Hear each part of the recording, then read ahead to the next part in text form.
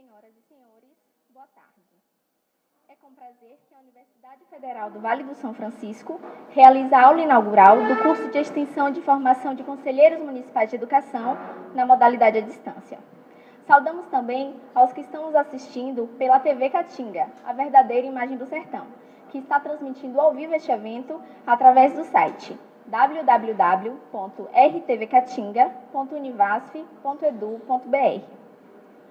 O curso de formação continuada de conselheiros municipais de educação constitui uma das iniciativas do Programa Nacional de Capacitação de Conselheiros Municipais de Educação, o PROCONSELHO, concebido especialmente para ser realizado na modalidade à distância e destinado à formação continuada de conselheiros que atuam nos conselhos de educação e à formação de novos conselheiros, a partir da criação de conselhos municipais de educação no país. Para essa primeira turma, foram oferecidas 240 vagas, das quais 88 foram preenchidas com membros de conselhos municipais de educação e técnicos das secretarias de educação de 33 municípios de 5 regiões do estado de Pernambuco e norte do estado da Bahia. As vagas foram distribuídas entre os polos de apoio presencial: Floresta, Garanhuns, Petrolina, Sertânia e Trindade. A aula inaugural será dividida em 3 momentos. No primeiro momento, teremos a abertura solene do curso. No segundo momento, teremos a palestra com o tema Atuação dos Conselhos Municipais de Educação, Desafios e Perspectivas, a ser proferida pela professora Maria Ieda Nogueira. E, por fim, faremos uma breve exposição de informações sobre o curso de extensão de formação de conselheiros municipais de educação. Para compor a mesa, convidamos o chefe de gabinete, representando o reitor da Universidade Federal do Vale do São Francisco, professor Dr. Marcelo Ribeiro.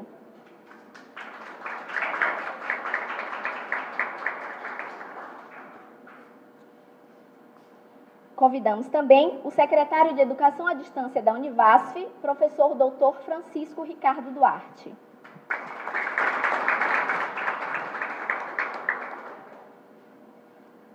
A pró-reitora de Extensão da Univasf, professora doutora Lúcia Marise Souza Ribeiro de Oliveira. A conselheira do Conselho Estadual de Educação de Pernambuco, professora mestre Maria Ieda Nogueira.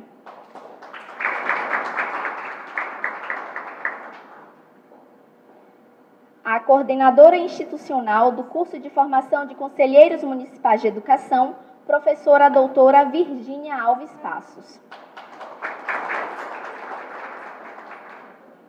A coordenadora pedagógica adjunta do curso de formação de conselheiros municipais de educação, Tânia Cristina da Silva.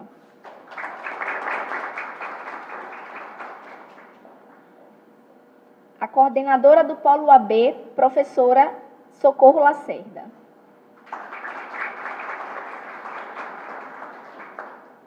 A coordenadora da Universidade Aberta do Brasil, no âmbito da Univasf, professora doutora Adriana Moreno Souza Filho.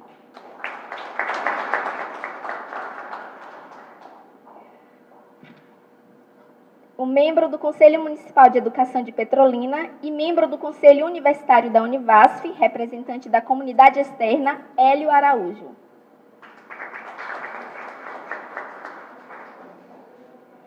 Agradecemos e registramos a presença dos professores, técnicos administrativos, discentes, tutores e demais convidados. Convidamos agora o chefe de gabinete da Univasf, professor Marcelo Ribeiro, para fazer a abertura oficial da solenidade. Bom dia a todos. Em nome do professor Julianelli, o nosso reitor, declaro aberta essa aula inaugural, ao tempo que, em nome também do professor Julianelli e do professor Télio, vice-reitor, peço aqui a desculpa porque eles estavam em atividades pré-agendadas e não foi possível, portanto, a participação dos mesmos aqui. Mas, com muito carinho, tanto o professor Julianelli quanto o professor Télio pediram para que eu pudesse os representar e dizer que a universidade ela se orgulha muito de poder acolher esse curso porque significa, ratifica, né, o papel que a gente quer imprimir nessa universidade, de uma universidade aberta, de uma universidade que se comunique com a comunidade e, acima de tudo, de uma universidade que possa criar um protagonismo social. Então, muito obrigado a todos.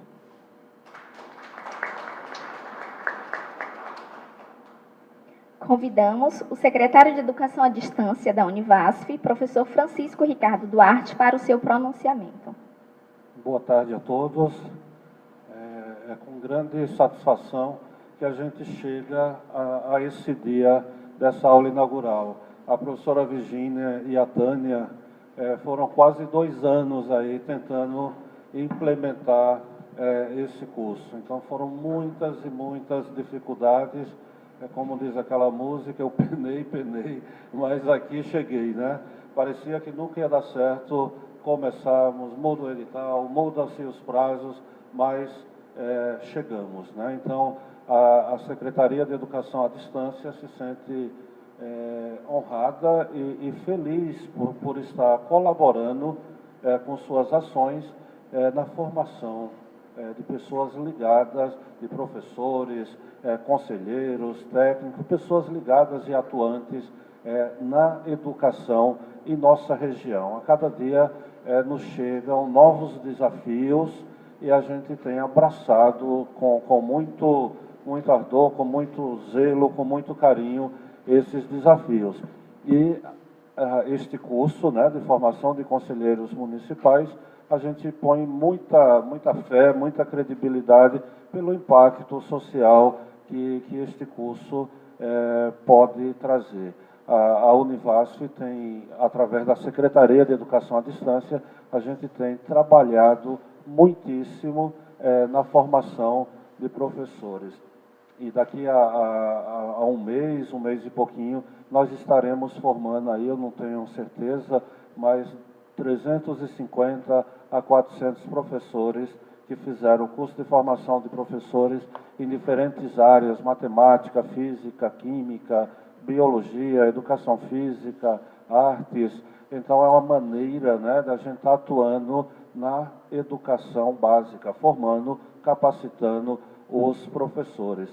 Aproveitar que estou fazendo uso da palavra, nós estamos também, Marcelo, Lúcia e demais membros, com um edital aberto de 770 vagas de pós-graduação para professores de nossa região. Até falei para o Marcelo aproveitar para divulgar, já que temos uma audiência aqui bastante selecionada, pessoas que estão envolvidas aí com educação, avisar seus colegas, seus pares, 770 vagas distribuídas em 4 cursos, né?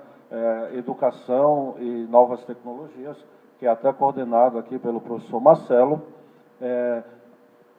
algumas vagas, 150 vagas, não recordo, formação em Libras, então nós não tínhamos aqui na região nenhum curso de Libras, de graça, né, ofertado por uma universidade pública. Então, o edital já foi divulgado, já está em nossa página, na página da SEAD, esse edital, acredito que são 150 vagas aí para especialização em Libras, e também ensino de Química e Biologia e ensino de Biologia. Então, a gente tem atuado, nós temos uma preocupação muito grande, e também já estamos, né, Tânia, com o curso de Pedagogia, também o edital já aí pronto para sair. Então, é uma maneira que nós acreditamos de estar contribuindo para a formação dos professores, das pessoas que atuam na educação básica. Então, a desejar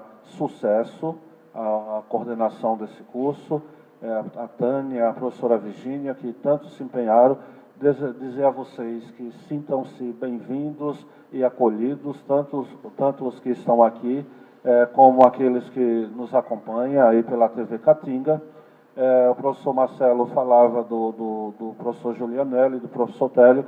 Eu recebi uma mensagem do professor Télio pedindo que reforçasse também isso. Ele disse que é um grande e é verdade, eu reitero o que ele diz, ele acredita muito e incentiva muito, um grande incentivador do nosso trabalho aqui na Secretaria de Educação à Distância.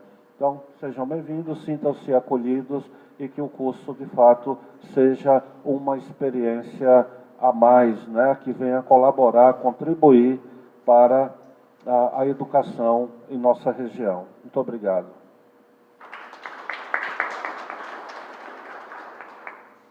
Dando continuidade, convidamos a pró-reitora de Extensão, professora Lúcia Marise Souza, para suas palavras de boas-vindas. Boa tarde às companheiras e aos companheiros aqui presentes.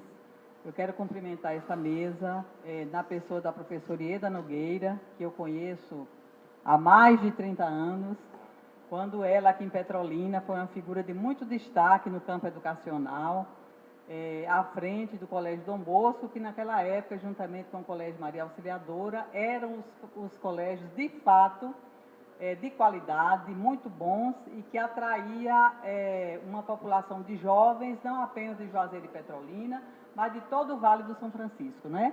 Então, a gente tinha gente que vinha de Minas Gerais, que vinha de todas as cidades, de Januária, de Carinhanha, de Santa Maria...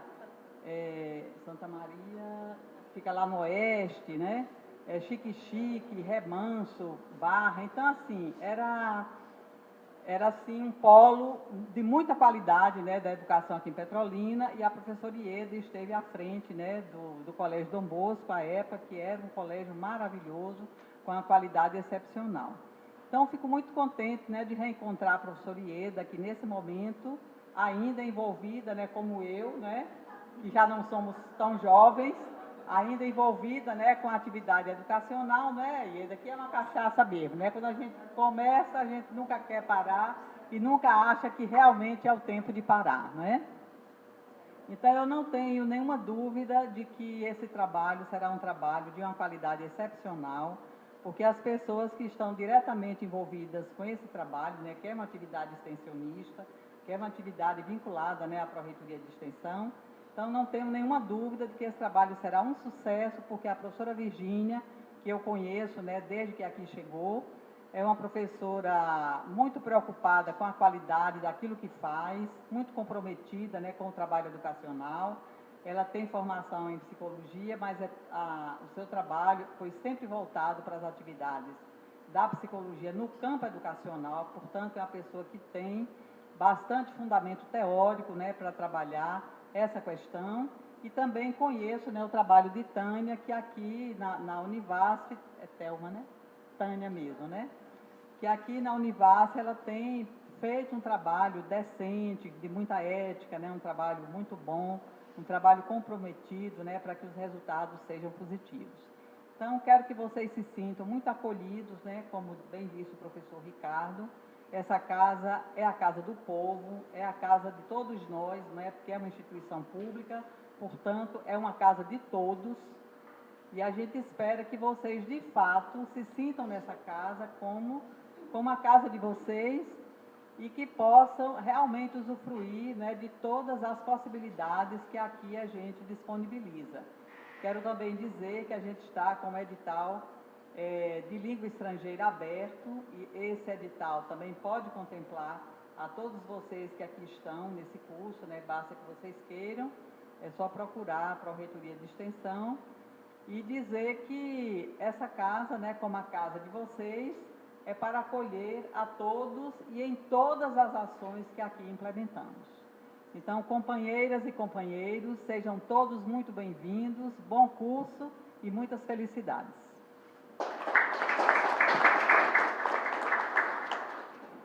Agora, convidamos a professora Virgínia Alves para a sua fala. Boa tarde a todos. Eu queria dizer que, assim como já foi colocado, né, esse é um dia muito importante para a gente. Né? Para mim, é um marco. Né? Um marco pelo desafio que foi colocado, né? A Univasf participar, né, como parceira do Proconselho, né, se juntando com outras entidades envolvidas, como a UNCM, onde tive o prazer de conhecer a professora Ieda, na época, né, então presidente da UNCM, União Nacional dos Conselhos Municipais de Educação, com quem aprendi muito, né, e agradeço demais essa colaboração para que o projeto avançasse, e cada vez que a gente avançava no projeto, mais eu aprendia e mais eu entendia a importância de que esse curso acontecesse. Nesse processo tivemos, sim, algumas dificuldades, e aí, durante muitas vezes, cada um desses que estão aqui, professor Ricardo, professora Lúcia, professor Marcelo, e os demais, assim, se somavam, eram pessoas a quem a gente recorria para que a gente superasse alguns obstáculos, né? E hoje temos um grupo de estudantes, né, vocês que estão aqui presentes, mas também muitos outros que estão acompanhando através da transmissão da TV Caatinga, né? Então, primeiro, por ser um marco, né, nesse sentido, a gente, depois de tanta coisa, um percurso longo, né, bem prazeroso, de muita aprendizagem para toda a equipe, mas também a gente conseguir, né, implementar e dizer, olha, tem a aula inaugural, né, e contar com esse parceiro. Um marco também, né, muito na direção do que a professora Lúcia colocou, porque é um prazer para a Univasf ter a professora Ieda aqui.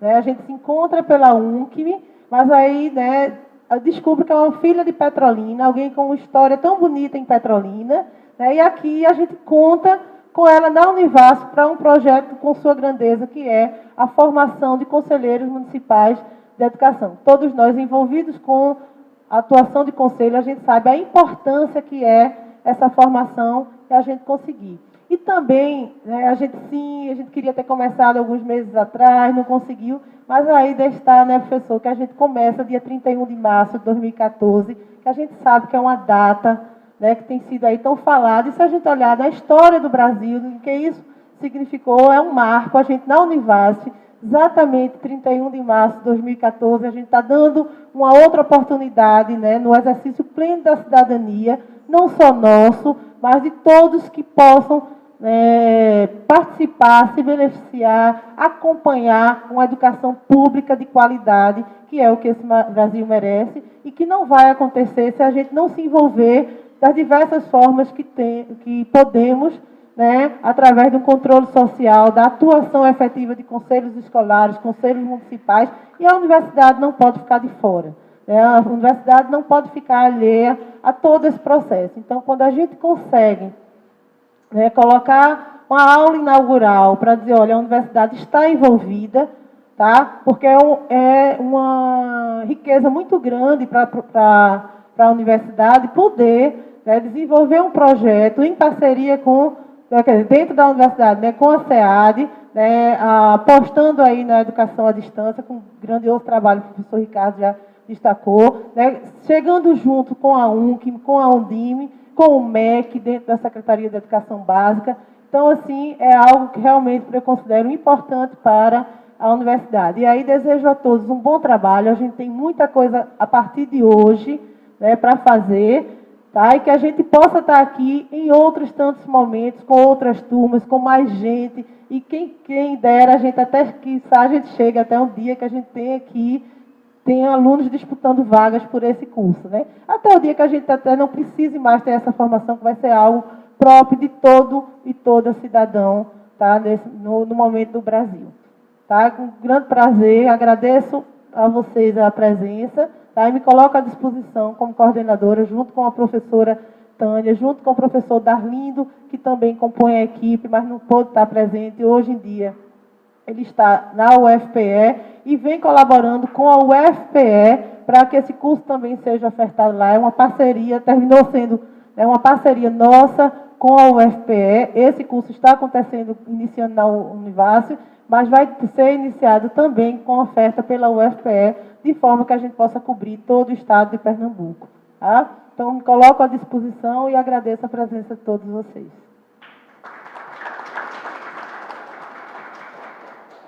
Convidamos também a professora Socorro Lacerda para o seu pronunciamento. Boa tarde a todas e a todos. É uma honra enorme estar aqui nesse meio, né, de pessoas que, parece assim, foram selecionadas para fazer... Parece não, foram selecionadas, mas assim, é muita coincidência a quantidade de pessoas que aqui se encontram. eu me emocionei quando revi a professora Ieda Barros, com quem eu convivi, Ieda Nogueira, com quem eu convivi no governo Arraes, né? Já assim, no período de efervescência da redemocratização, e com quem muito eu aprendi. Então, foi um período de muita riqueza, de aprendizado, do ponto de vista teórico especialmente. Eu me recordo que esse mesmo governo aprovou a Instrução Normativa de Direito do Aluno. Então, isso foi um choque na rede, porque as pessoas não discutiam o direito das pessoas mais importantes, que eram esses alunos. E até hoje, essa instrução normativa é um referencial para o mundo, porque a gente pôde avançar muito com essa instrução normativa. E as demais teorias que eram proibidas aí na ditadura militar, que nos chegavam aí via essas políticas públicas de um governo democrático. Então, também não podemos nos furtar de registrar os 50 anos de um golpe muito sangrento, né, o golpe militar, e é preciso rememorar e frisar que nós não queremos mais isso para o nosso país. É claro que a militância nos conselhos de direitos, né, eles são forjados na própria luta. Eu venho do movimento estudantil, onde eu muito aprendi, sou militante política, especialmente em defesa dos direitos humanos, do direito das mulheres, e é na luta que nós somos forjados, nós mais aprendemos. As maiores lições se dão na prática, é claro. Mas esse marco que a Virgínia coloca tão bem aqui, e a Univasf está de parabéns em ter instalado um curso, professor Ricardo, dessa importância, né? Eu acho que essas pessoas não sairão mais as mesmas daqui, porque terão acesso a uma série de documentos, de teorias que são imprescindíveis para poder fundamentar a luta política que está aí inserida nos conselhos municipais, especialmente da educação, onde eu sou integrante, e onde eu considero um espaço efervescente, conflituoso, é claro, e é importante que seja assim, mas um espaço onde a gente aprende e onde a gente conquista especialmente. Então, parabéns à Univasf, né? A Rita, quando chegou ali, disse que era a tutora, uma das maiores mulheres aqui dessa nossa região, a lutadora, né? Uma pessoa bem formada. Virgínia, professor Ricardo, Marcelo, todo mundo que eu citei aqui, Rosângela, nosso companheiro Hélio, todo mundo as pessoas que compõem, que lutaram e que instalaram esse curso. Então, eu estou especialmente alegre com esse curso. Eu tenho certeza que a evasão vai ser igual a zero, né, gente? A gente vai ter uma formatura linda depois que terminar e a gente vai, com isso, poder elevar o nível de consciência da sociedade e contribuir com um mundo melhor.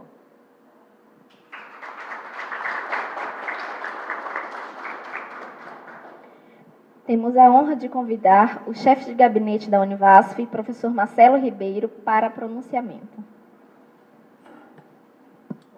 Mais uma vez, é só reforçar, né, parabenizar a todos, né, desejar um curso fantástico, endosso tudo que foi colocado aqui, isso orgulha muito a universidade, e desejar que vocês realizem aproveitem o máximo, né, como o professor Ricardo sempre diz, assim, suguem o máximo, né, chupem o tutano, né, dos nossos facilitadores, dos nossos tutores, enfim.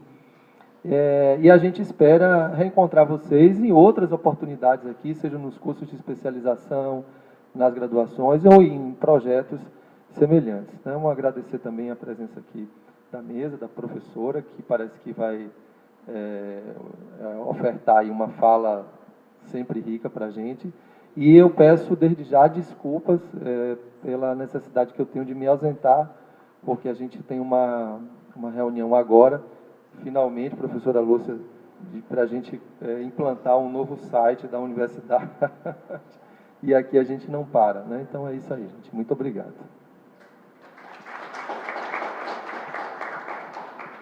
Solicitamos aos integrantes da mesa que retornem aos seus lugares na plateia para que possamos dar início ao segundo momento, onde a professora Maria Ieda Nogueira irá proferir a palestra intitulada Atuação dos Conselhos Municipais de Educação, Desafios e Perspectivas. Professora Maria Ieda Nogueira é graduada em Pedagogia, especialista em Políticas Públicas e mestre em Planejamento e Educação pela Universidade Federal de Pernambuco. Em suas atividades recentes, Ela é professora de Planejamento Educacional e de Educação Rural da Universidade Católica de Pernambuco, diretora de Coordenação e Organização Escolar da Secretaria de Educação do Estado de Pernambuco, conselheira do Conselho Estadual de Educação de Pernambuco, exercendo o cargo de presidente da Câmara de Educação Básica e de presidente do Conselho, professora no curso de especialização em Administração Escolar, conselheira e presidenta do Conselho Municipal de Educação da cidade do Recife, presidenta nacional da União Nacional dos Conselhos Municipais de Educação e, atualmente, ela é conselheira do Conselho Estadual de Educação de Pernambuco. Boa tarde a todos e a todas. Inicialmente, eu agradeço todas as palavras gentis e calorosas daqui dos participantes desta mesa. E quero, inicialmente, antes de começar a falar sobre o Conselho, eu quero parabenizar a Univasf. Parabenizar principalmente a Virgínia e a Tânia pela sensibilidade e pela vontade política de aceitar desafios. Na realidade, a questão da democratização brasileira, ela ainda está a passos lentos, mas está firme. Graças a Deus está firme. E aí nós vimos que a pesquisa aponta que todo o povo brasileiro reconhece as limitações e as fragilidades até então, mas está apostando na democracia. E isso é importante. E no momento em que se comemora, comemora no sentido da reflexão, se comemora no sentido de saber que esses fatos e essa forma não pode se repetir em um país onde a população, pela Constituição de 88, ela deixa de ser cidadão, deixa de ser aquilo que é mandado para aquele que manda, aquele que é governante. O cidadão é governante, não é mais o governado. Então, essa mudança é que dá um caráter muito importante à democracia brasileira. Então, eu gostaria de estar aqui, eu espero que todos os inscritos estejam vendo a televisão TV Caatinga, e eu espero que todo mundo esteja ouvindo, porque a minha alegria seria imensa se nós tivéssemos inscrito 200 conselheiros municipais de educação. Porque nós temos conselheiros aqui criados no estado de Pernambuco. O estado de Pernambuco é o terceiro estado que está caminhando para a universalização desses conselhos. No país, apenas o Rio de Janeiro universalizou os conselhos municipais de educação, Sergipe faltam 2 municípios criarem e Pernambuco faltam 4 municípios criarem os seus conselhos.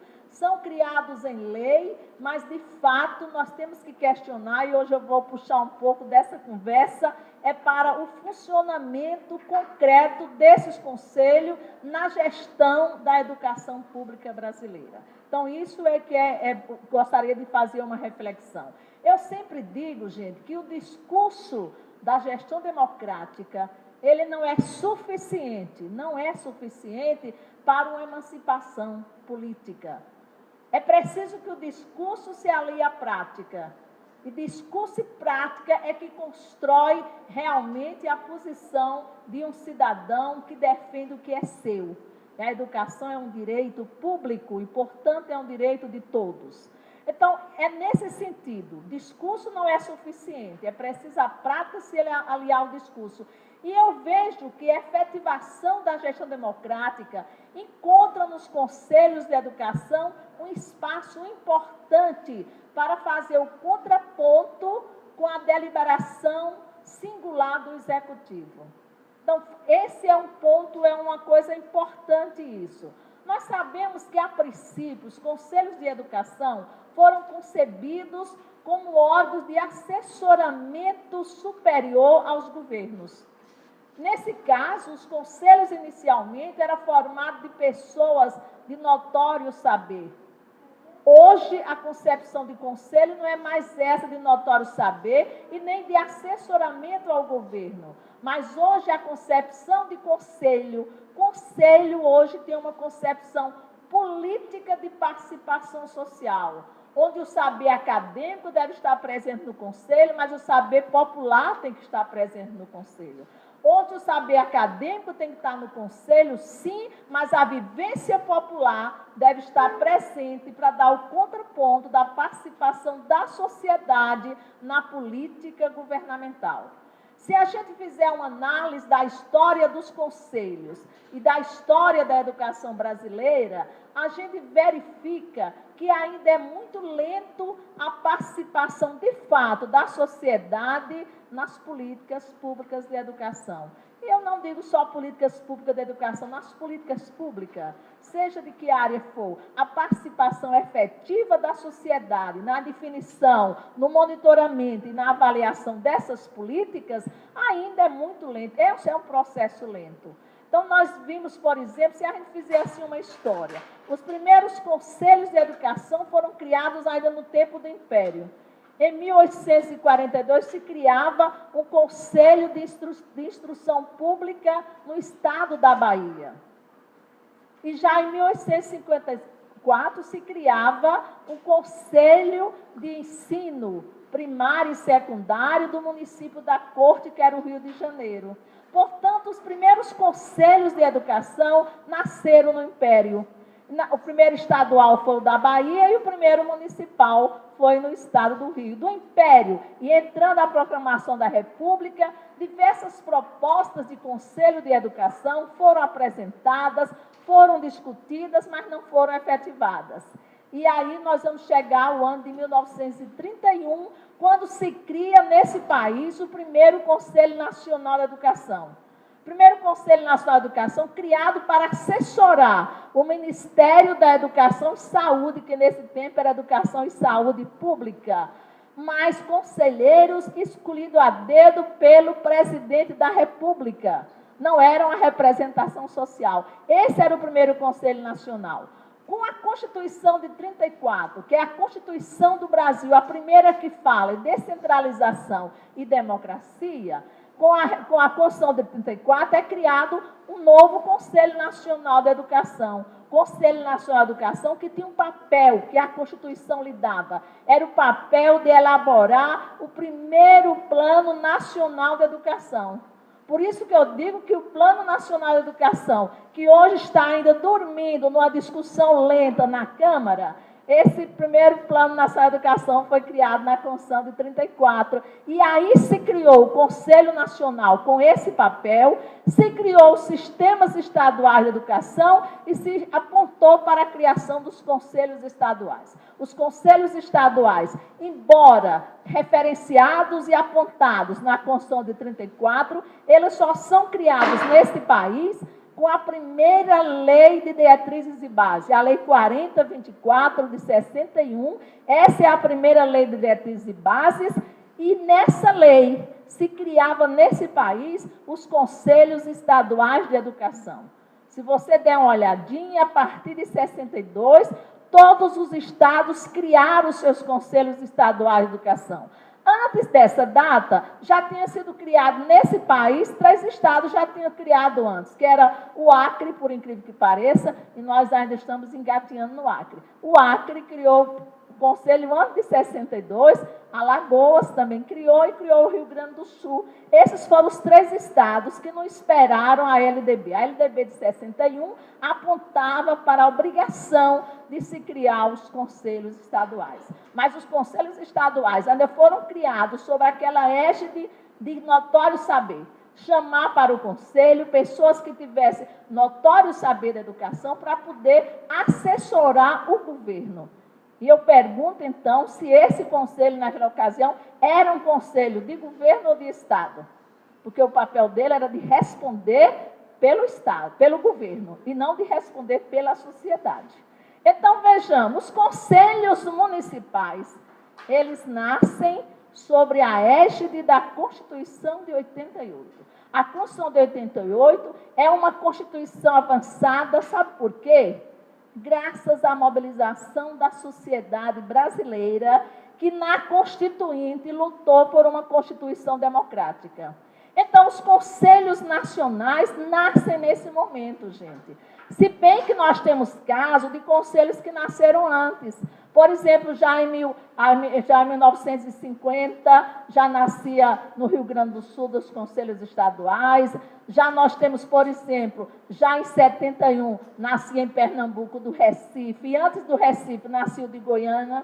Quer dizer, são os primeiros conselhos municipais do estado de Pernambuco, e nós temos o Rio Grande do Sul, que talvez foi o estado que mais avançou na criação de conselho antes da Constituição. Então, eu digo que a Constituição de 1988, porque contou com uma forte exigência da sociedade brasileira, ela foi uma Constituição que deu avanço significativo para que a gente hoje esteja falando de participação social e de conselhos municipais de educação. Primeiro, é uma Constituição que elegeu a justiça social como princípio universal, é a questão básica. Segundo, é a Constituição que eleva como fundamental a participação social nas políticas públicas. É essa Constituição que elegeu também a gestão democrática como princípio de ensino. Hoje, a gestão democrática tem o status constitucional. E o próprio nome do país, que diz a República Federativa, é um Estado democrático de direito, a origem da própria gestão democrática está remotamente nessa questão do Estado democrático de direito. Se a gente souber o que é um Estado de direito, o Estado de direito é o que prevalece a lei. Mas o que é o Estado democrático de direito? O Estado democrático de direito é que reconhece como necessária a participação do cidadão da definição daquelas políticas educacionais ou de saúde. Eles colocam a importância, exigem, tornam o cidadão participante. Então, é por isso que os conselhos municipais, ele nasce sobre outra égide e tem outra formação. Mas essa Constituição avança principalmente por uma coisa. Ela avança porque ela cria, ela eleva o município a um ente federado. E ao eleger o município como ente federado, ela cria o sistema municipal de ensino. E é graças à criação do sistema municipal de ensino que estimula os seus municípios a criar os conselhos municipais. Porque justamente ao criar o sistema, porque antes de 88, antes da Constituição de 88, nós tínhamos uma república dual. Nós só tínhamos 2 entes federados com autonomia, era a União e os estados. E os municípios eram apenas entrelaçados, subsistemas, subordinados ao Estado. Quem normatizava, quem definia qual era o melhor caminho para a educação dos municípios era o Estado e não o município. Quando essa Constituição de 88, ela dá esse caráter de ente federado, e numa república federativa não há subordinação de um ente federado a outro. A União não é superior ao Estado, nem o Estado é superior ao município. O que há numa república federativa é a vinculação de todos eles ao bem comum. Então, o bem comum é quem vincula essas diferentes formas de município e estados. Então, nós todos somos subordinados a garantir uma educação para todos de qualidade. E uma coisa, então, e por que tem que fazer isso? Tem que fazer isso porque a Constituição coloca a educação não como privilégio de poucos, coloca a educação como direito social. E ao citar os direitos sociais, o primeiro da Constituição é a educação. Quem pega o artigo e você vai ver lá, são direitos sociais da população, educação, saúde, habitação, e vai dizendo, mas a educação aparece como direito. Essa Constituição avança, e agora com a emenda 59, avançou mais ainda, porque tornou obrigatória a educação básica dos 4 aos 17 anos. Então, hoje, a partir de 1916, daqui a 2 anos, isso torna-se um direito subjetivo. Eu estou colocando isso porque esse é a seara, é o campo de trabalho dos conselhos municipais. Torna-se obrigatória a educação dos 4 anos, portanto, o município tem a obrigação de garantir, não deixar nenhuma criança de 4 anos fora da pré-escola, como o Estado não pode deixar ninguém de 17 anos fora do ensino médio. Então, é preciso, isso é um direito subjetivo. Por que é subjetivo? Porque é obrigatório. E obrigatório dá ao cidadão direito subjetivo. Então, isso foi um avanço. Mas um avanço também grande agora foi que essa Constituição, ela restituiu o Plano Nacional de Educação. Plano Nacional de Educação que não deve ser de governo, Governos são transitórios. Os governos são eleitos pelo povo que tem o poder. A Constituição já diz, todo poder emana do povo. É o povo que coloca o governante para servir não a ele, para servir ao povo. E é isso, por isso que o povo tem que fiscalizar, porque esse poder foi dado pelo povo ao governante. O governante governa em nome do povo, não governa para si, né? Então, essa é a importância do Conselho estar aí nessa compreensão. Então, elege o PNE como uma política decenal que transcende essa transitoriedade dos mandatos governamentais, uma política que o grande mal desse nosso país é o desrespeito ao que está dando certo, é essa descontinuidade política. A cada mudança de prefeito, os conselhos desaparecem. O conselho tem a ver com mudança de governo? Os conselhos depois eu vou chegar a isso, deve ser órgão de Estado. Quer dizer, vai além da transitoriedade. Quando a gente procura assim, nessa mudança agora recente, tem 2 anos, né? Eu ligava para muitos municípios. Como é que está o conselho? Eu ainda vou reorganizar. Secretário não tem que reorganizar conselho. O conselho é organizado por lei, e sendo essa lei, os mandatos têm que ser respeitados, independente de mudança do senhor prefeito, da senhora secretária ou do senhor secretário. O secretário sabe que eu digo isso na frente deles com muito prazer.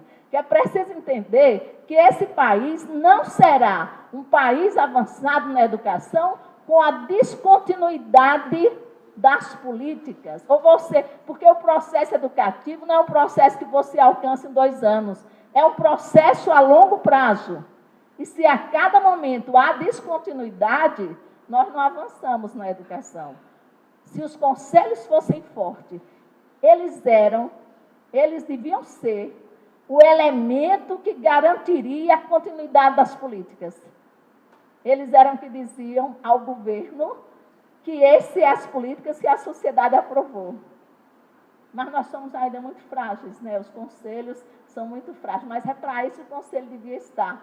Então, vejamos, aí nós temos essa descontinuidade, é muito fraca, é muito fraca no sentido de que à medida que vai se confundindo o que é público com o que é particular, vai dando essa fraqueza e vai a sociedade tendo pouca participação na definição das políticas. Então, eu digo, portanto, que a Constituição de 88 foi, de fato, o marco mais significativo.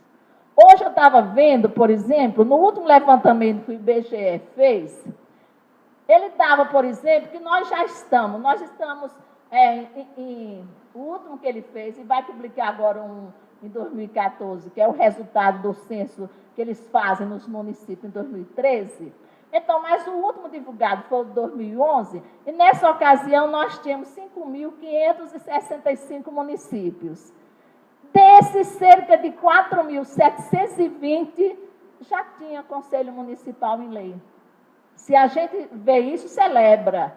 Temos bastante conselhos. Mas tem uma coisa contraditória. Quando você vai procurar quais desses municípios instituíram os seus sistemas de ensino, esse número de 4.720 baixa para 2.048.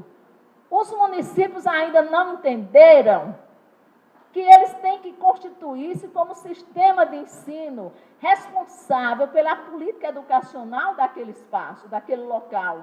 E o conselho se coloca ali como um órgão que pode colaborar na organização da educação desse sistema. Então, cria o conselho, mas não organiza o sistema. Organiza o sistema, mas não dá ao conselho condições de funcionar. Aí você vê como nós temos muitos limites. Mas eu vou começar pelos limites, mas eu sou daquelas esperançosas. Por exemplo, eu tenho certeza, como a menina disse ali, que eu até gostei muito disso, que vai haver evasão zero. Eu estou muito triste porque não tem 200 conselheiros, porque nós temos conselho em todos os municípios do sertão. Médio São Francisco aqui, todo mundo tem conselho. Se está funcionando assim, mas todo mundo tem. Você vai para o sertão do Araripe, 100% de conselho. Você vai para o submédio São Francisco, 100% de conselho. Só não tem 100% Mochotó e Ipanema, que faltam 2 municípios lá. Alto Pajeú, 17 municípios, 17 conselhos. Então, o que é que está faltando isso? Então, na hora que eu vejo assim, todo o esforço da universidade nessa formação foi fundamental. Reedita editais, publica novamente, convida, manda motivação, e os conselheiros dormem, não sei o que acontece, mas eu sou daquela que acredita assim, é possível só com esse, mas vamos fazer de boa qualidade. E com certeza, dependendo da Univasf, esse curso vai ser de excelente qualidade. É preciso que vocês, conselheiros, sejam os alunos excelentes, viu? É preciso que não haja as tarefas sejam feitas, que não haja evasão, etc. Mas eu quero discutir aqui, na minha visão, quais são os grandes desafios dos conselhos de educação, porque eu vi que o tema ela dá os limites, né? Queria ver mais as possibilidades, mas eu vou pegar os limites. Sabe qual é o primeiro limite? O primeiro limite é a questão do pertencimento. Veja bem, ainda no Brasil se confunde o que é público com o privado. Por exemplo, então você vê, termina o governo, até tira os computadores eram daquele governo ou era do povo? Aquelas políticas. Então, muitas vezes a gente confunde o que é público com o que é privado. E eu penso que a escola é minha, e eu penso que os alunos são meus, e eu penso que a Secretaria de Educação é minha. Não é verdade? Eu penso. Estou pensando errado. Porque isso é público. E sendo público é de todos. E de todos deve ser decidido por todos e não por uma cabeça iluminada. E é muito comum a gente ter um discurso democrático muito avançado e quando chega a exercer o cargo, deixa de esquecer o discurso. Sem a prática não há democracia. Esquece o discurso porque acha que ele sabe o que o povo quer. Já ouviu o povo? É bom ouvir para saber se é aquilo que eu penso que é bom para o povo. Então, a grande questão é do pertencimento. É preciso que o que é público seja decidido ouvindo. Gente, é inteligente ouvir, sabia? Se eu fosse secretária de Educação, eu ouvi, porque eu acho que quem ouve muito erra menos. Quem ouve pouco erra mais. Então, o primeiro desafio é esse. O outro desafio é que os conselhos ainda não deram o salto de órgãos de governo para órgãos de Estado. Nós ainda temos neste país o presidente do conselho sendo secretário de Educação. Não sou contra o secretário de Educação, não, só que o papel dele é um e do conselho é outro. Então, é preciso que a gente, de fato, sinta-se como órgão de Estado. Esse é um desafio. Órgão de Estado não é de oposição política, não, gente. O Conselho não é órgão de oposição política partidária. O Conselho não é órgão de política partidária. O Conselho é um órgão centrado na defesa do direito da educação de qualidade para a população do município. É esse o papel. Então, o papel não é contra o governo tal, nem a favor do governo tal. As políticas partidárias não é no espaço do Conselho. O Conselho está ali com foco, lutar para que a educação do município seja uma educação de qualidade. É para isso que tem um Conselho de Educação. Essa é uma questão de não confundir o governo com a posição do Conselho. Uma outra coisa que é muito comum é que conselho não deve ter hegemonia de nenhum segmento. Um conselho onde o segmento que manda é o governo, esse não é um conselho de Estado. Mas um conselho também onde o sindicato tem a hegemonia, também não é um conselho bom. Um conselho onde os professores têm hegemonia também não é um conselho bom, porque no conselho não há segmento hegemônico. Todos são pares, todos têm que se posicionar com respeito daquilo que compreende. Outra coisa, eu tenho que representar o meu segmento, mas eu não estou no conselho para defender a política da minha categoria. A política da minha categoria eu debato em outros espaços. Eu estou no conselho para dizer qual é a visão da minha categoria sobre os problemas educacionais. Eu não estou para defender o cooperativismo da minha categoria, eu não estou para defender os interesses do governo, eu não estou para defender o interesse de quem eu represente. Eu estou para dizer, a minha categoria entende que a educação de qualidade é assim, assim, assim. É a minha visão. É para isso que eu estou lá. Então, essa questão da hegemonia de segmentos é um grande desafio. Mas um grande desafio é justamente o isolamento dos conselhos. Tem conselho que não conversa nem com as escolas do seu sistema. Como é que ele vai ser um órgão normativo do sistema se ele não dialoga com as escolas? Tem conselho que o município nem sabe que ele existe. A população desconhece esse conselho. Desconhece. Por quê? Porque fica em 4 paredes, enclausurado, sem um diálogo com a sociedade e sem um diálogo com a escola. O conselho não pode tomar uma decisão importante se não fizer audiência pública, se não ouvir as escolas, se não estiver dialogando permanentemente. Então, um grande perigo aí é o perigo do isolamento. E o conselho fica apático, porque é tão isolado, é tão fechado nas 4 paredes, nem dialoga com conselhos de educação que estão no redor. Nem dialoga com os outros conselhos, nem dialoga com os conselhos escolares. Aí vai definir resolução para a diretora de uma escola resolver ou cumprir, mas você não conversa com essas escolas.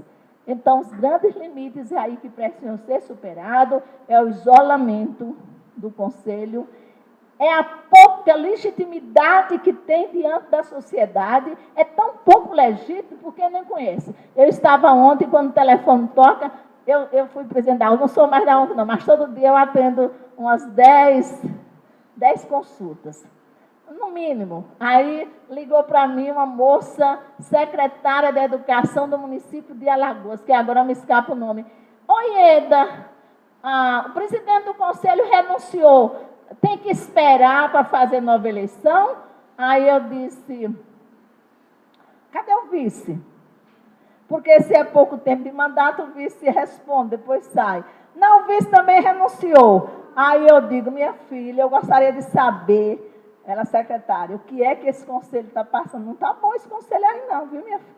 Aí ela disse bem assim, não, problemas particulares. Eu quero saber se a gente pode fazer nova eleição. Eu digo, você não pode não, viu? Você, secretária, não pode. Agora, o conselho, na reunião plena, faz uma reunião e escolhe um novo presidente. Aí, ela, muito obrigada. Aí, não deu 10 minutos, o telefone tocou, eu vi o mesmo número. E, Eda, isso é para... Depois que fizer a eleição, faz uma reunião plenária, faz não sei o quê, faz não sei o quê. Eu disse, olha, faça o que você quiser, mas faça público. Faça público, chame a população todinha para apresentar o conselho, apresentar o seu presidente novo, colocar o presidente para falar, para saber se ele está entendendo qual é o papel dele ali. Enfim, publicize, torne o conselho conhecido. Essa é uma questão importante, é tornar o conselho legítimo diante da sociedade. É preciso que seja... Eu estava no outro município ali para o lado do Oxotó Ipanema. Aí eu cheguei lá, eu conhecia o conselho, conhecia a presidente, e eu estava numa reunião com todas as diretoras das escolas municipais e todas as supervisoras. Pediram para eu fazer lá uma palestra. Aí eu fui. Aí quando eu cheguei lá, eu perguntei, gente, esse conselho, esse município tem conselho de educação? Tem não. Aí eu disse, tem não. Tem certeza que não tem? De jeito nenhum. E não era o público popular, não, era o público de diretor de escola, era o público de supervisão de escola. Não tem conselho, não. Aí eu deixei que elas dissessem que não tinha. Lá bastante, na metade depois da tarefa, eu disse bem assim, vocês conhecem uma professora, fulana de tal, que era a presidente do conselho, viu? Aí uma disseram assim, ai, Jesus, eu acho que ela trabalha nesse negócio que você falou aí. Eu acho que você falou nesse negócio aí. Ela trabalha nesse negócio. Eu disse, trabalha? Pois então aqui tem conselho, ela é a presidente desse conselho, gente. E vocês nas escolas não sabem que tem conselho municipal, então o conselho desse jeito não está dando conta do recado. É preciso que vocês, nesse curso de formação, estejam bem atentos e vocês podem contribuir. E uma outra dificuldade é a formação, que é um desafio. Eu coloquei todos os desafios aí, mas um que eu acho é formação. E a formação não se limita só ao curso que vocês vão fazer, mas eu pergunto, quais são os espaços que os conselhos criam lá dentro para discutir? Será que vocês têm momento nas suas reuniões, de vocês que são alunos, de dizer o que aprenderam, etc.? Qual é o momento que o Conselho de Educação criou para uma sessão de estudo? Tem uma vez por semana, uma vez por mês? Quantas vezes estudam? Vocês acham que vocês podem resolver se não estudar? Ou a gente tem um desafio, eu estudo. E o estudo a gente aprende com a experiência do outro. A gente aprende, por exemplo, visitando outro conselho, aprende fazendo reunião dos conselhos mais próximos, a gente aprende com os outros, a gente aprende com a universidade, a gente aprende querendo aprender. O que eu acho muito mais importante de quem vai para um curso é o querer. Se você não quer, se você não se compromete, dificilmente você aprende. Porque o aprender é uma questão de vontade, é uma questão de vontade de desejar e de aprender. Então, eu tenho esse desafio. Mas tem umas possibilidades que eu acho que é bom começar. Sabe por quê? Porque a gente imagina que nós tenhamos, em pouco tempo, um país que tenha conselho municipal, um país que todos os municípios tenham os seus conselhos, e os municípios aprenderem que a responsabilidade da educação infantil e da educação básica ofertada pelas suas escolas, é da sua responsabilidade. É você do município que vai dizer que tipo de educação é que eu quero, que tipo de escola. E o conselho, eu acredito nessa perspectiva, é que a formação entra. O Proconselho nasceu quando nasceram os primeiros conselhos municipais. A princípio, o Proconselho fazia encontros presenciais, mas eram encontros tão grandes que eles ficavam muito nessa, assim como essa minha fala, que eu não sei se no final fica alguma coisa muito gravada, mas eu digo assim, era muita gente. E aí depois foi que a gente disse, olha, não dá certo, fica parecendo palestras e mais palestras, e não ouve os conselheiros. Ao não ouvir os conselheiros, a gente não tem noção das dificuldades dele. Por isso que eu acho que no curso vai se descobrir a própria dificuldade que vocês vão tendo, os próprios questionamentos, e aí a gente vai fazer agora oficinas. Esse curso do Proconselho vai ser oficina, cada oficina com um tema e as pessoas trabalham em oficina. Aí foi depois que o Proconselho disse, olha, é difícil trazer as pessoas. Se você pensa no Amazonas, se você pensa naquela distância, é difícil trazer as pessoas. Então vamos fazer a distância. A tecnologia está no país avançado e a gente ficou acreditando que isso vai dar certo. E eu vi aqui, por exemplo, acho que é o diretor da Educação à Distância, dizendo que acredita porque ele acha que vai dar certo, porque ele acredita na educação à distância. Eu acho que acredito na vontade de cada um. Acredito se cada um, de fato, quiser mudar e quiser mudar o seu conselho para ser mais efetivo. Então, quer dizer, as possibilidades é que hoje, o próprio MEC valoriza os municípios que têm conselho atuante.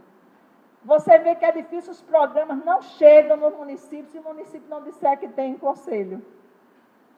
Não disser que tem conselho, por isso que eles estão criando.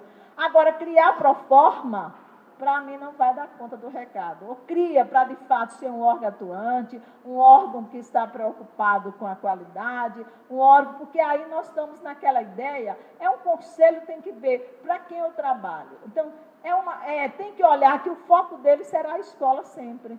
Seja a escola privada de educação infantil, que é para onde eles têm que ter um olhar mais aprofundado, seja as escolas de educação básica privadas ou do município, né, que é onde é o seu olhar, mas que tipo de escola? Primeiro, uma escola democrática. Eu não posso estar no espaço de exercício democrático, que é o conselho, que não defenda na escola uma gestão democrática, que não defenda as escolas com o conselho. E o conselho, ele tem, no mínimo, as seguintes funções. Ele tem, primeiro, a função consultiva. Mas não é... E os governos, geralmente, não consultam os conselhos. É uma falha que os governos não consultam o conselho. Aliás, o conselho... no federal, o MEC costuma sempre consultar o Conselho Nacional. Mas, de um modo geral, nos estados e nos municípios...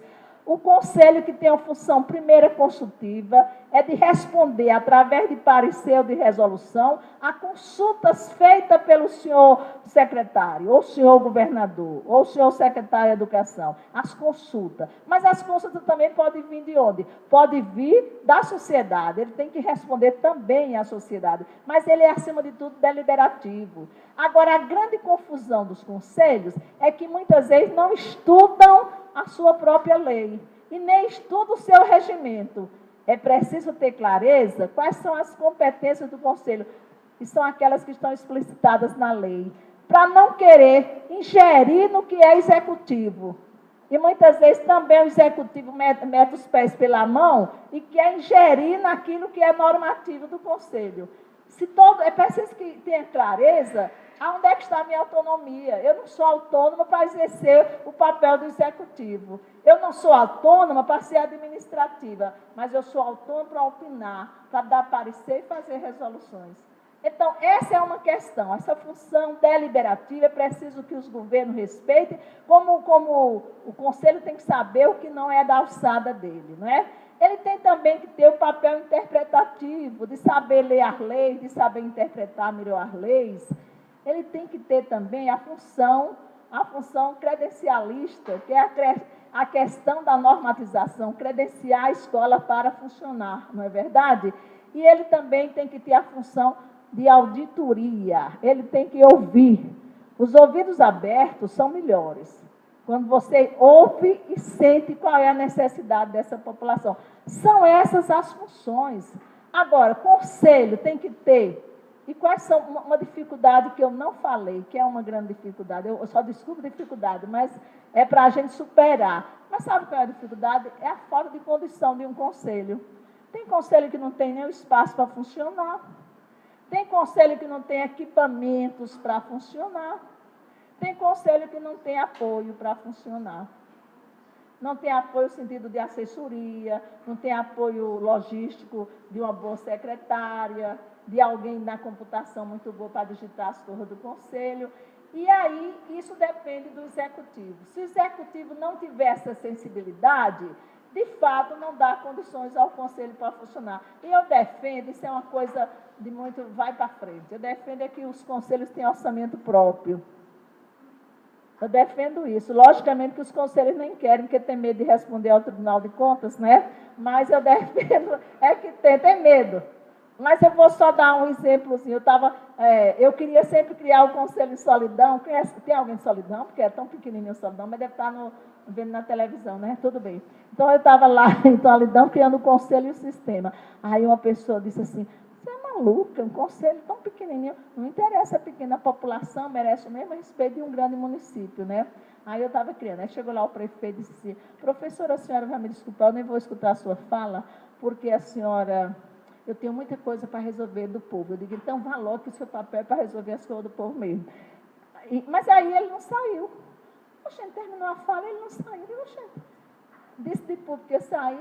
Aí eu disse, senhor prefeito, antes de começar o debate, por que o senhor não saiu? Ai, professora, quando eu me lembrei que a senhora é aquela moça que fala mal dos prefeitos, aí eu resolvi ficar. Aí eu disse, eu falei mal dos... Não, a senhora não falou não. Mas a senhora fica dizendo que a gente não dá sala, não dá computador, não dá telefone, não sei o quê. Eu convido a senhora para visitar o Conselho de Solidão. Aí eu disse, pois não, vamos lá vou eu. Pois não era, que estava pequenininho, mas estava bom. Olha, tinha uma sala, uma mesa de reunião, um computador, um telefone, uma televisão, mas o mais importante, tinha uma biblioteca tinha umas estantes de material de alta qualidade. Resoluções do Conselho Nacional, diretrizes e bases.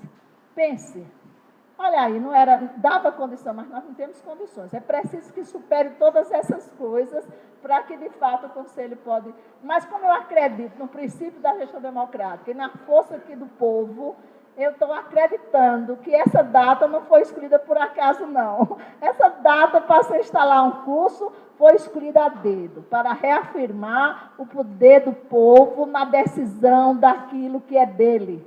Porque a educação é pública independe aonde seja ofertada, seja em espaço privado, seja em espaço público, ela é um direito público. Ela é um dever do Estado. Agora, pode ser ofertada em escolas privadas, porque a Constituição permite, mas o fato de estar na escola privada não significa que não seja um serviço público. É um direito público. E nós estamos aqui nessa defesa. Então, eu acredito na utopia e acredito na esperança. E aliás, perguntaram a Galeano, para que serve essa utopia? Porque ele dizia assim, a utopia está no horizonte, a gente tem que botar no horizonte o que a gente deseja. A utopia está no horizonte, mas se eu caminho 10 passos em busca dela, ela corre 10 passos de mim, se eu caminho 50 passos, ela foge mais 50. Aí eu pergunto a você, para que serve essa tal de utopia? Serve para você caminhar, porque se você ficar parado, acomodado, nada vai mudar nesse país, nada vai mudar no seu conselho, no sentido de dizer município, no seu conselho, nada vai mudar se a gente, de fato, não botar a mão na massa. E não querer, de fato, avançar estudando. Sem estudo, a gente não vai para frente. Não precisa ter conselheiro de saber iluminado. Precisa ter conselheiro que procure conhecer. Você não pode estar num conselho que você não conheça nem o seu regimento. Mas vocês não conhecem mesmo o regimento, sabe? Eu tive agora, semana passada, em Serra Talhada, aí eu disse assim, isso está no regimento, menina, foi um alvoroço, que o pessoal correu atrás do regimento. E eu disse, não mandei sair da sala, não. Eu estou perguntando se isso que vocês querem fazer está no regimento, na lei. Ah, não sei não. Então, não pergunto se vocês podem fazer. Porque se não está lá na lei, primeiro vai ler a lei. Eles vão, olha, quero ver. Ele perguntava uma coisa e não sabia se aquela coisa estava na lei. Entendeu? Então, é preciso que vocês estudem. E eu, só para terminar, eu não sei, já passei meu tempo, bicho, nem sei. Mas eu estou passando, mas vou encerrar. O que eu quero reafirmar é a esperança de que a gente vai ter um país democrático. Um país cada vez mais que responda. A gente tem avanços. A gente não é daqueles que não enxerga. A gente tem avanço. Mas a população ainda também não aprendeu a saber os seus espaços. A sociedade não sabe o seu poder. Essa é uma dificuldade. Ela não sabe o seu poder. E não sabe se organizar para conseguir esse poder ainda. Agora, isso a gente aprende. Isso aprende. Pode não ser hoje, mas o amanhã está aí para provar que a gente chega. Pode não ser hoje. A gente pode não ter 200 hoje, mas nós temos 80. Podemos fazer com esse 80 um curso de excelente qualidade. E que tal vocês mudarem a visão ou o trabalho do conselho onde vocês estão? Então, é isso que a gente espera desse curso e, ao mesmo tempo, acreditando, porque aqui tem muita gente de coragem e de força, né? Quando ela falou no Darlene estava aqui concebendo, discutindo, ela já está na Universidade Federal, que vai pegar os municípios da área metropolitana, da Mata e do Centro-Oeste, do Agreste Centro-Norte, porque os outros ficaram com a Univasf, os outros municípios. Então, está lá também tentando. É preciso, e a universidade, principalmente através da extensão, é o espaço da aproximação com a sociedade mesmo. A extensão na universidade está muito mais voltada para as questões sociais, para a melhoria dessas questões, para a aprendizagem dessa população, e para isso é que existe essa extensão. E quando ela disse que aqui é um lugar de todos, é um lugar de todos mesmo. Porque a escola, seja ela da escola básica, do ensino superior, ela é pública. E sendo pública, é nossa também, né? Por isso que esse é um espaço de todos, e eu estou torcendo onde eu estiver, estou torcendo pelo resultado desse curso. E eu espero que todas as pessoas que não estão aqui, mas que estão na televisão, de fato, mandem e-mail para a Virgínia, mandem e-mail aqui para o pessoal, dizendo se ouviu essa aula, de fato, aqui se estão assistindo essa abertura, e, de fato, socialize com os demais. Quem sabe que essa turma não será o grande pivô de uma motivação em todo o estado de Pernambuco. E a gente espera que assim seja. Muito obrigada a todos vocês.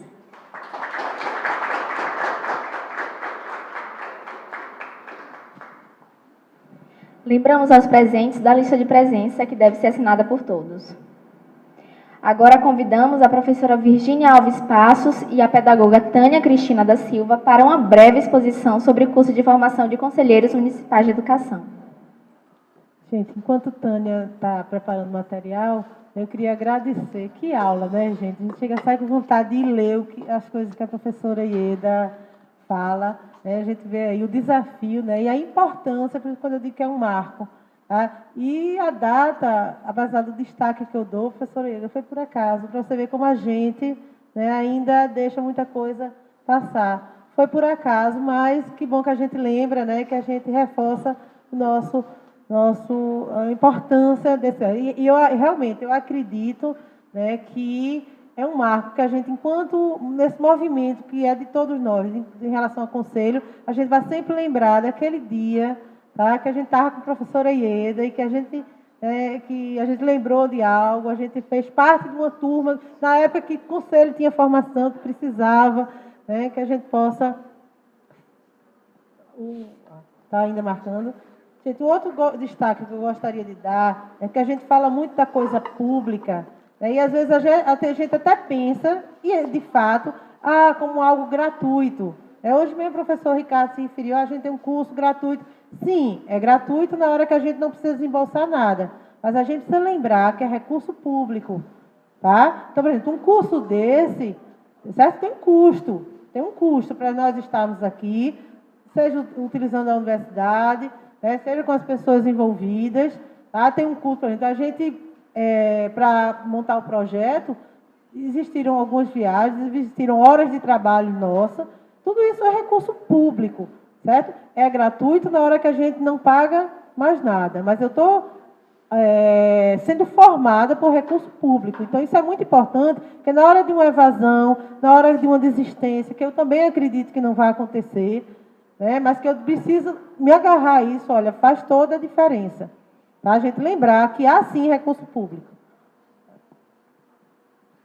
Aí eu passo para a Tânia, que vai passar algumas informações sobre o funcionamento do curso, certo? Quando a gente fala em escola, a gente lembra muito desse formato tão conhecido nosso, né? Tanto como aluno, como professor, a gente vem para a aula, vem todo dia, o professor passa a tarefa, tá? Mesmo quando a gente está adulto, num curso superior. Mas um curso à distância, ele é uma modalidade importantíssima para algumas mudanças que nós queremos no Brasil. Recentemente, eu participei de uma colação de grau de um curso à distância e ouvi uma coisa muito interessante lá, que é educação apesar da distância. Né? Então, assim, às vezes a gente pensa à distância, a gente cria até alguns preconceitos, mas é educação, sim, apesar da distância. Como foi falado, nós temos 37 municípios e está todo mundo estudando junto. Alguns momentos, como vai ser passado, a gente vai estar todo mundo junto, como estamos hoje, né? Alguns aqui, alguns acompanhando pela internet, vai estar aqui participando, está ouvindo tudo. Vão ter os momentos de trocas entre vocês, de trocas entre conselhos, entre 33 conselhos, conselhos de Pernambuco, conselhos da Bahia. São 33 municípios, são 33 conselhos. Tem conselho que tem apenas uma pessoa, conselho que já tem 5, tá? Então, é uma oportunidade muito boa aí de troca. E aí, a educação à distância requer uma outra forma de educação da gente, uma outra forma de participar dessa educação, tá? Olha só, na verdade, a gente vai passar algumas orientações gerais sobre o curso, tá? Primeiro, apresentar a equipe, tá? Já foi falado, eu na coordenação geral, a professora Tânia, coordenadora pedagógica, tá? E nós eu queria convidar aqui à frente, nós já temos 2 tutores. Veja, o curso ele é previsto para cada uma turma de 40 estudantes, né, um tutor. Então, como nós formamos 80 e alguns, a gente, por enquanto, está com 2 tutoras. Eu gostaria de chamar aqui à frente, para estarem aqui conosco, Josenilda Martins de Souza e Rita de Cássia Alves Rodrigues. Podem vir para cá para o pessoal já conhecer vocês. Fiquem aqui na mesa. Tá? São as 2, podem vir, podem ficar aí juntos. São as 2 pessoas que estão integrando, né, a equipe. Essas serão as tutoras do curso, já estão atuando, tem um momento anterior ao início do curso, né, de preparação, elas já estão iniciando, que é a pessoa que vai estar diretamente com vocês e com a gente.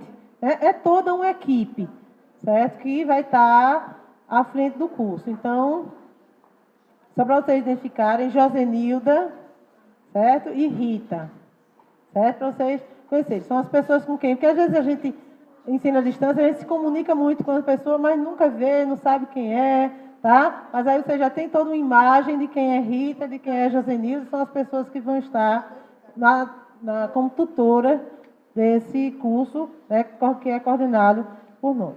Lembrando, né, gente, que esse curso é um curso onde o público é formado por conselheiros municipais de educação em efetivo exercício, então todos que estão participando são conselheiros, e nos municípios que ainda não têm conselho, que são técnicos efetivos da Secretaria de Educação, certo? Dos municípios. Como o professor...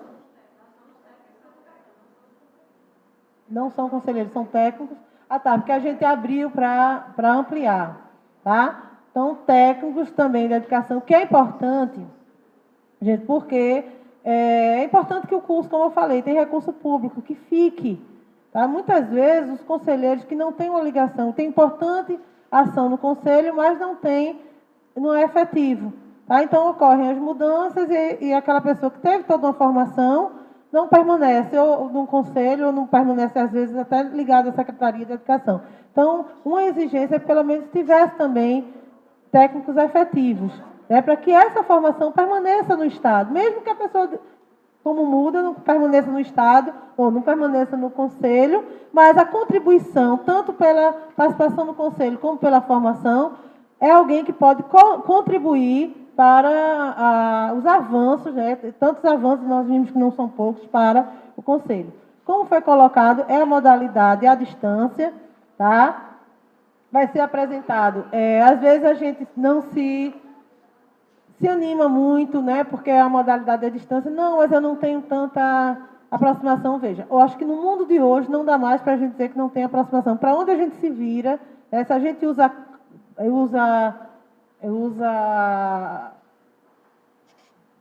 banco, tá? A gente está lidando com tecnologia, tanta coisa lida com tecnologia, então que seja um atrativo. Opa, eu vou fazer um curso que é à distância, se eu não tenho aproximação, para que eu tenha. Inclusive porque tem um módulo exatamente para superar essa dificuldade, certo? Então, a modalidade é à distância, isso não é para ser uma dificuldade, é para ser algo que supere.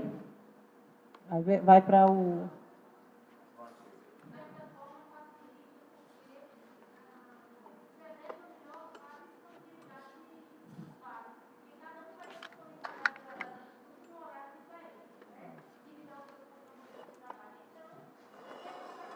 Exatamente. Daí foi em função disso que a modalidade à distância é a modalidade adequada para esse tipo para essa necessidade.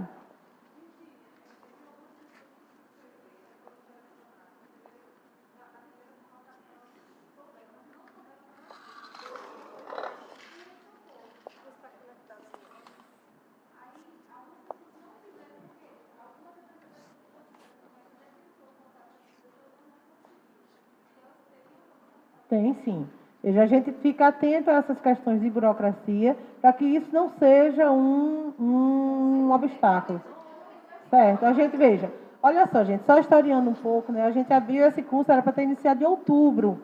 Né? Nós tivemos, na época, 20 e poucos inscritos.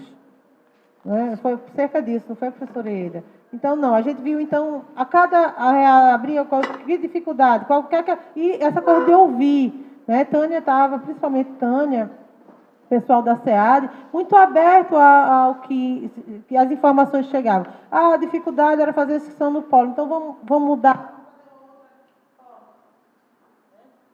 Então vamos fazer outra forma tal. Não, vou ter tal dificuldade, então a gente vem ampliando, para que a gente supere todas essas dificuldades que chegaram. E ao mesmo tempo, né, informando vocês, olha, gente, paciência, o curso vai sair, né? Alguns momentos eu encontrei com ela, e o curso vai sair, então a gente tem também o desafio de manter quem estava inscrito acreditando que ia sair. Então, a gente sabe que todo esse percurso, né, e aí a gente aumentou para 50, aumentou para 70, chegamos, acho que estão 88, 89. Então, é importante que a gente, sabendo dessa dificuldade, a gente tenha, a gente faça a gerência disso de forma a quem quer não seja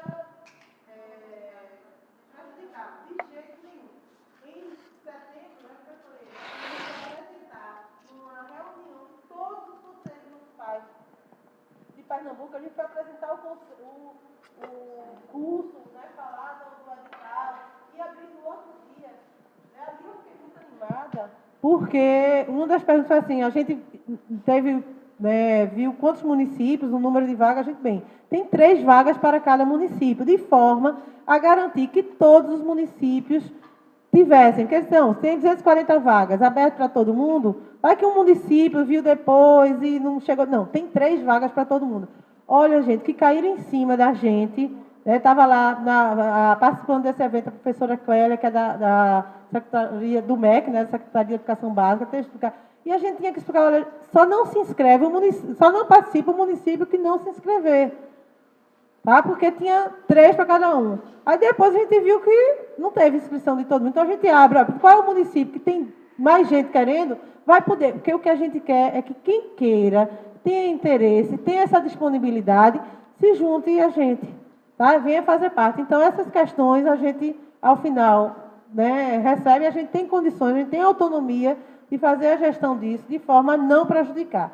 Tá? Porque assim, a gente, com a seriedade, que o Conselho Municipal, que a universidade e todos os envolvidos nesse curso, a seriedade a gente vai dar. Agora, a gente tem sim autonomia de administrar essas questões sem prejuízo ao curso. Tá? Que eu digo autonomia não é que tudo pode, não, certo? Mas assim, por exemplo, matricular, a gente definiu um cronograma, mas precisou, a gente reconhece esses problemas que existiram. Certo? De repente, quem fez a inscrição lá em outubro, está esperando a gente há quase 6 meses, ou cerca de 6 meses. Tá? Então, a gente vai, não se matriculou nesse dia, certo? Então, assim, tem a aula, a pessoa vai poder assistir, tá? Vai poder lá selecionar o seu tempo. Eu vou assistir novamente a aula, vou ouvir toda a mesa falando, vou ouvir a professora Ieda, vou fazer meus comentários lá na plataforma, tá? No ambiente de aprendizagem, do que é o ambiente à distância. E aí eu passo para a Tânia, né? Já essa parte da equipe eu já falei, e aí ela vai dar continuidade.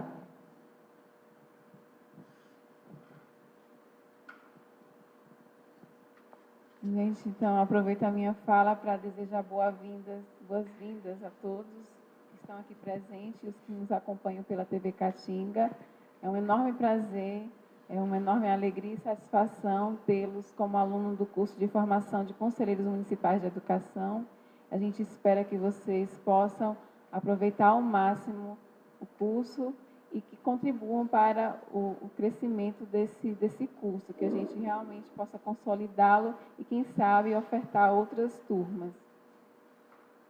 Então, a professora, já foi destacado que o curso vai ser ofertado na modalidade à distância e a carga horária total do curso é de 180 horas, sendo que está previsto 2 encontros presenciais, cada encontro de 8 horas. O primeiro já tem data marcada, a gente vai apresentar o cronograma, e o segundo vai ser mais ao final do curso. E a maior parte, 164 horas, vão ser viabilizadas através da plataforma de ensino à distância, que é a plataforma Moodle. E, diante da baixa procura, né, a gente houve uma procura com relação às inscrições, mas poucos alunos efetivaram a matrícula, enviaram a documentação, na verdade. Os que se matricularam, eles que efetuaram a inscrição, confirmaram com o envio da documentação, realizaram a matrícula. E os que tiveram dificuldade, como a professora Virginia já destacou, a gente vai aceitar a documentação porque a gente quer que esse aluno realmente participe do curso e que seja certificado. Então, os encontros presenciais vão ocorrer aqui em Petrolina e no Polo Sertânia. Então, a gente resolveu eleger esse polo de Sertânia, porque é o mais central para abranger o polo de Garanhuns e o polo de Floresta. E vamos prosseguir. A metodologia do curso vai ser utilizado um ambiente virtual de aprendizagem, que é o AVA, e utilizado na plataforma Moodle.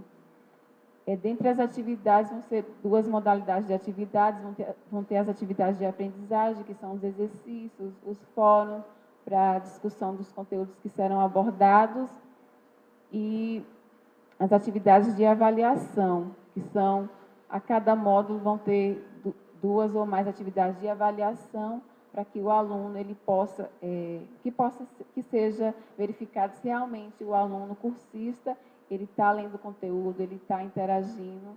Então, vão ser escolhidas algumas atividades para avaliação a partir do módulo dos módulos, né, de todo o material que é disponibilizado pela Universidade Federal de Santa Catarina.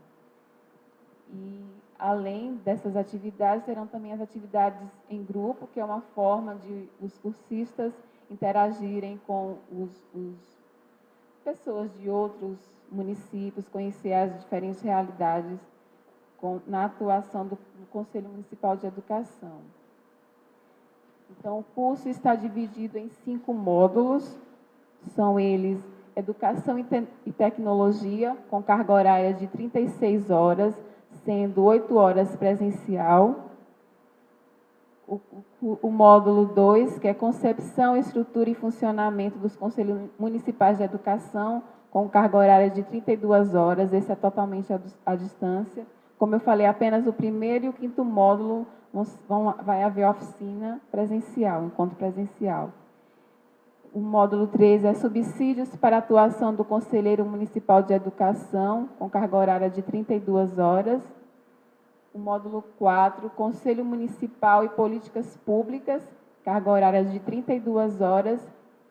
E, por fim, o módulo 5, que é o Projeto Integrador, com carga horária de 48 horas, sendo 8 horas presencial.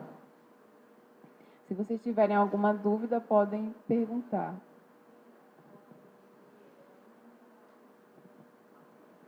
Uma informação importante é com relação ao módulo 1.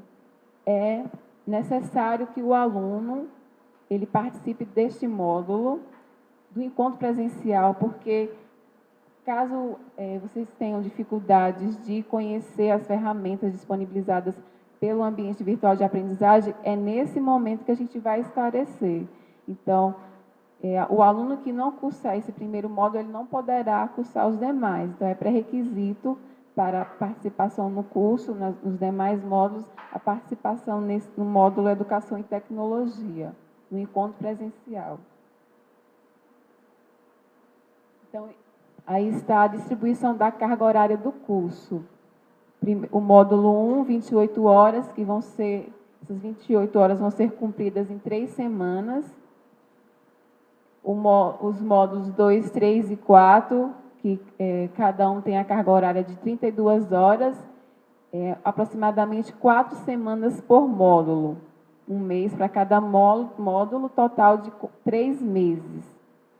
E o módulo 5, Projeto Integrador, 40 horas, sendo 4 semanas, também 1 mês. Então, é importante que o aluno ele dedique 2 horas, é o que orienta, né, que é orientado por dia, para que ele possa conhecer o módulo, todo o material, para que ele realize as atividades. Então, não importa o horário que o aluno vai acessar, o importante é que ele tenha essa dedicação diária, de reservar um tempo para poder estudar. E, além dessas horas, né, dessa distribuição, tem as 16 horas presenciais referentes aos encontros e as ações relacionadas à recuperação de cursista. Então, a previsão de duração do curso é de 6 meses. Então, está aí o cronograma que foi elaborado em parceria com as tutoras, a professora Josenilda e a professora Rita de Cássia. Então, a gente já tem a previsão desse encontro presencial no Polo Petrolina, no dia 12 de abril.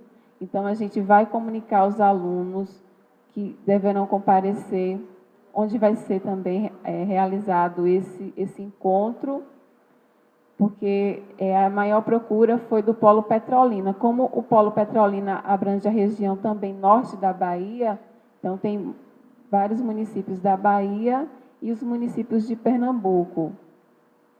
E aí a gente dividiu esse Polo Petrolina em 2 turmas. Nós temos a turma A, que a gente está denominando de turma A, e turma B, sendo que a turma A abrange Bahia, os municípios da Bahia, e a turma B, os municípios de Petrolina. Petrolina e região. De Pernambuco.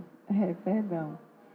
Então, a gente vai realizar esse primeiro encontro, que é a oficina do módulo Educação e Tecnologia, no dia 12. Então, são 8 horas, então vocês já podem programar na agenda de vocês esse encontro presencial. E a oficina também no Polo Sertânia, que é a oficina do módulo 1 também. No dia 26 de abril, a gente vai realizar essa atividade no Polo Sertânia e vai abranger todos os municípios da região, os que se inscreveram, os alunos que se inscreveram em Garanhuns e em Floresta, e em Sertânia também. E a gente está prevendo o início das aulas na plataforma Moodle a partir do dia 26 de abril. Ali está apenas um mês, aliás, 28, que é após a realização do encontro presencial. Aí, no dia 28 de abril, portanto, a gente vai dar início ao curso, às atividades à distância, na plataforma Moodle.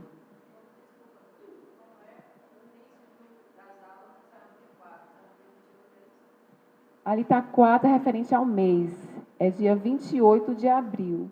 A gente vai iniciar as atividades na plataforma, as atividades à distância, sendo que a gente priorizou os encontros presenciais para que o aluno se familiarize com o ambiente. Por isso que a gente priorizou o início com esse encontro presencial. E a previsão do segundo encontro presencial, que é no último módulo, a gente está prevendo para o mês de agosto. Pode ser que haja alteração, mas a princípio a gente está prevendo esse período, mês de agosto.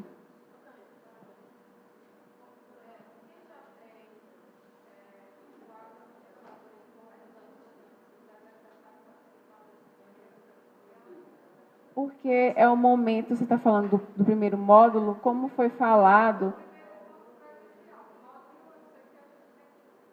Sim, então, mas o módulo, a carga horária é de 28 horas, que contempla esse encontro presencial. Então, é necessário que o aluno participe, mesmo aqueles que já tenham domínio da tecnologia, porque vai ter um momento de interação com as tutoras, de interação com os demais. Como vai ser realizada atividades em grupo, é importante que os alunos se conheçam também neste momento. E a previsão de término do curso, como o curso tem a duração de 6 meses, a gente está prevendo o término para o mês de setembro. Então, os cursistas que concluírem o curso com aproveitamento receberão o certificado de conclusão de curso de extensão da Universidade Federal do Vale do São Francisco. Esse certificado terá a carga horária de 180 horas.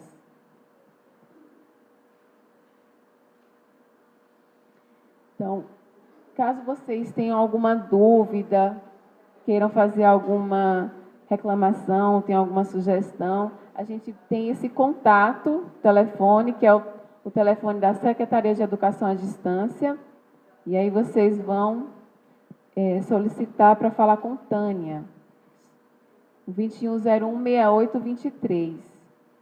E também, qualquer dúvida, qualquer questionamento, é importante que vocês direcionem para o e-mail do curso, que é o proconselhounivasf@gmail.com. Então, a gente recebeu algumas dúvidas por e-mail do processo seletivo, mas a gente orienta a todos que encaminhem suas dúvidas para esse e-mail, que é o e-mail que a gente responde, que assim que chegar a demanda, a gente procura atender, porque às vezes o e-mail do processo seletivo tem outras atribuições, tem outros questionamentos, e aí não tem como direcionar imediato para o e-mail do Proconselho. Então, a gente sempre responde, procura responder no tempo mais curto possível. Muito obrigada a todos. E é isso.